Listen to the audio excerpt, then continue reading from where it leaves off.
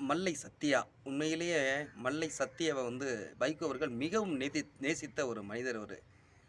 ஆ நம்ம மல்லை சத்யா எவ்வளோ பேர் வைகோ கிட்ட இருந்து பிரிஞ்சு நெறைய பேர் போனாலும் கூட, மல்லை சத்யா மட்டும் அவர் கூடவே எந்த நேரமுமே இருப்பாரு.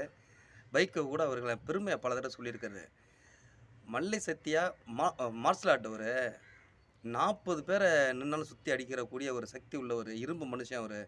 அவரு என் பின்னாடி இருந்தாலே போதும். வேற எத்தன பேர் போனா எனக்கென்ன? அப்படின்ட்டு மல்லை சத்யாவ மிகவும் பெருமையா வச்சிருந்த ஒரு மனிதர் வைகோ அவர்களு. ஆனா இன்னைக்கு துரோகி மல்லை சத்யா அப்படின்ட்டு சொன்னத மல்லை சத்யாவுக்கு ஏத்துக்க முடியல. ரொம்ப அ அதாவது மனம் உடைஞ்சு அழுகுறாரு. ரொம்ப வருத்தமா இருக்கு அத பார்க்கறதுக்கே. ஒரு கட்சியிலேருந்து ஒருத்தர் வெளியேறுகிறதும், வெளியேற்றப்படுவதும் இயல்பா நடக்கிறது தான். அத சிலரால தாங்கிக்க முடியறதில்ல. ஏன்னா, அந்த கட்சிக்காக உழைத்த உழைப்புகள், அந்த தலைவனோடவே விட்டு வேறு எங்கேயாவது போக முடியுமா? முடியாது.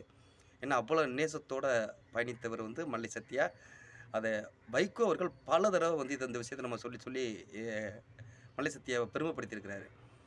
அப்படிப்பட்ட மல்லை சத்யாவிற்கும், வைகோ அவர்களுக்கும் என்ன பிரச்சனை அப்படின்னா, இடையில துரை வைகோ இருக்கிறாரு. இந்த பிரச்சனை மிக விரைவில வெளிய வரும். அதற்கான ஒ முதற்கட்டமா தான் இந்த செயல நம்ம பார்க்க வேண்டியது இருக்கு. பார்ப்போம் பொறுத்து